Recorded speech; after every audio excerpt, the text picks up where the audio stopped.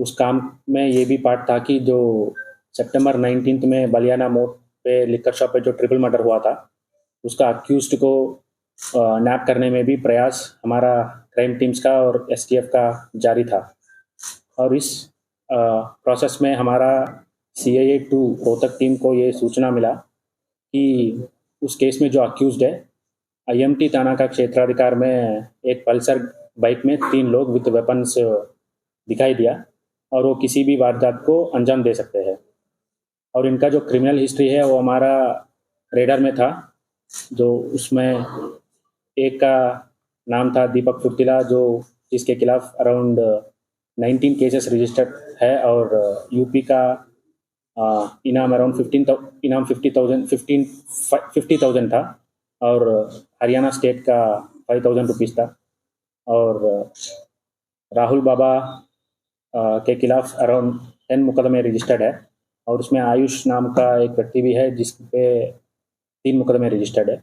और राहुल बाबा के ऊपर अराउंड 5,000 रुपीज़ का रोहतक पुलिस का भी इनाम है। तो इनकी क्रिमिनल हिस्ट्री और केस का सेंसिटिविटी को ध्यान में रखते हुए जो इन्फॉर्मेशन हमारा CIA 2 टीम को मिला है, हमने STF से भी शेयर किया है। एक जॉइंट टीम बनाया गया था उस एरिया में सर्च करके अक्यूज्ड को नैप करने के लिए। और इस प्रयास के दौरान हमारा टीम ने वो पल्सर बाइक जिस पे ट्रिपल राइडिंग हो रहा था उनको स्पॉट भी किया, उनको रोकने का प्रयास किया, लेकिन उसने रुका नहीं, तो उसको इसलिए उसके पीछे हमारा टीम को करना पड़ा। और जब पीछे कर रहे थे उसमें एक बंदा हमारा गाड़ी जो है हमारा टीम का, उस पर फायरिंग किया।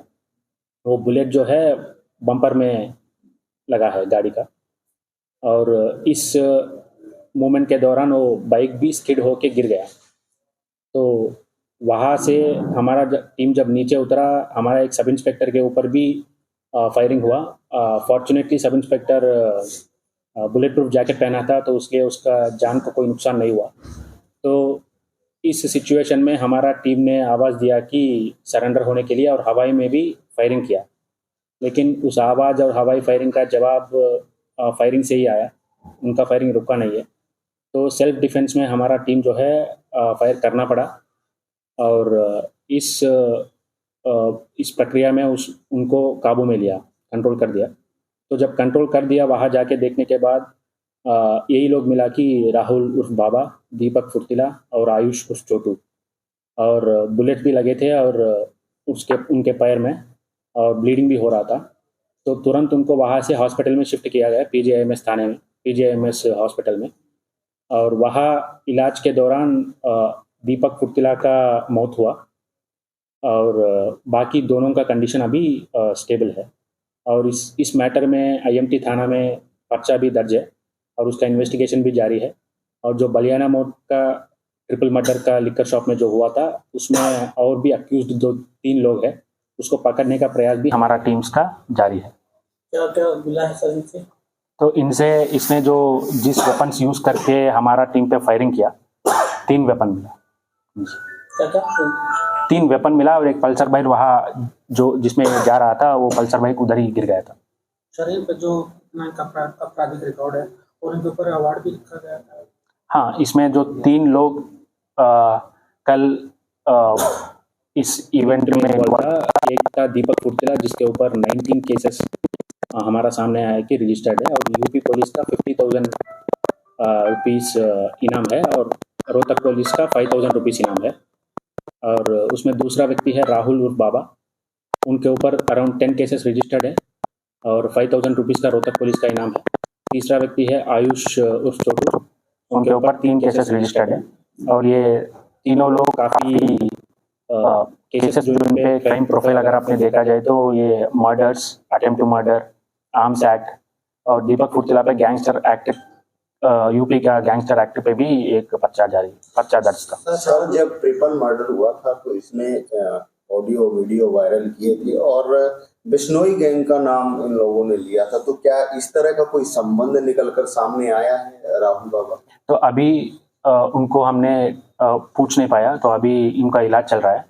तो as a part of investigation जो भी इनका गैंग अफिलिएशंस है, किसने इनको मदद किया किसी भी तरीके से, या तो कैश हो, व्हीकल प्रोवाइड करना हो, या ठिकाना प्रोवाइड करना हो, वो सारा हम वेरीफाई करेंगे। जो भी इन्वॉल्व है उसके खिलाफ भी एक्शन ले लेंगे, ये इन्वेस्टिगेशन में पता चलेगा। सर 10 दिन पहले इसने ये जो है राहुल बाबा ने इंस्टाग्राम पे वायरल किया था अपना पोस्ट, इसमें कहा था कि जो एसटीएफ रोहतक दिल्ली पुलिस की टीम मुझे घिरी हुई है और मेरा एनकाउंटर करना चाहता है, तो उस दौरान भी कुछ तो उसके बारे में हमारा जानकारी में है कि ये पोस्ट डाला गया था। तो अभी ये इन्वेस्टिगेशन का मैटर है कि किस टाइम पे डाला गया, किस अकाउंट से डाला गया और उसका डिटेल्स और कहाँ से डाला गया, ये भी हम as part of investigation prove करेंगे। राहुल बाबा और तीन मतदारों के तहत मामले दर्ज थे और क्या मामले दर्ज थे? उनके खिलाफ 10 केसेस हमारा सामने आया। 10 केसेस उनके ऊपर दर्ज है, जिसमें मर्डर का भी है, अटेम्प्ट टू मर्डर का भी है। एक सर आजकल जो ट्रेंड सा बन गया है, जो बदमाश टाइप के लोग हैं वो गैंगस्टर के नाम पर धमकियां दे रहे हैं, खासकर बिश्नोई गैंग को लेकर के लोगों को टारगेट करते हैं और जहां भी क्राइम करते हैं तो बिश्नोई गैंग का नाम ले देते हैं। तो इस तरह की चीजों को किस तरीके से बात किया? तो हमने लगातार ये जो गैंग्स है, गैंग का अफिलिएशन से, उस पर हम इंफॉर्मेशन भी कलेक्ट कर रहे हैं। हमने ये अपील भी किया कि किसी व्यक्ति को अगर इंफॉर्मेशन मिल गया कि कोई व्यक्ति वेपन्स को प्रोक्यूर कर रहा है, किसी वारदात का वेपन्स प्रोक्यूर, बड़ी मात्रा में वेपन्स वही प्रोक्यूर करते हैं जो वारदात करना चाहते हैं, अगर उसका इंफॉर्मेशन मिला तो हम हमारे पास पहुंचाए। और उसके अलावा भी जो भी क्राइम्स हमारे एरिया में हो रहा है और क्राइम, अटेम्प्ट टू क्राइम हो रहा है, एक्सटॉर्शन कॉल्स आ रहा है, हम उसको लगातार मॉनिटर कर रहे हैं, वो हमारा रेडार में है। तो उस पर हमारा क्राइम टीम्स काम कर रहा है। उस काम करने के दौरान ही हमारा टीम को CIA2 रोहतक और STF को ये सफलता मिला है।